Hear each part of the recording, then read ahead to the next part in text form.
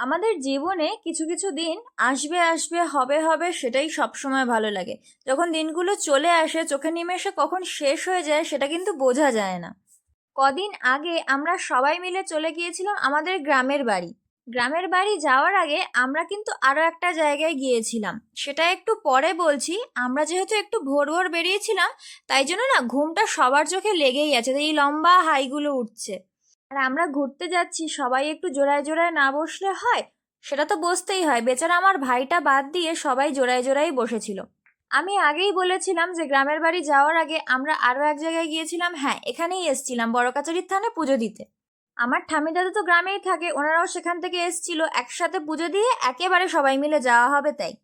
বড় কাচারি থেকে ফেরার সময় আমরা কিন্তু একটা টোটো বুক করেছিলাম, আর টোটোতে না সবার জায়গা হয়ে গেছিল, টোটোতে পেছনে বসারও একটা সিট ছিল, আর বাবা ভাইরা ওখানেই বসেছিল।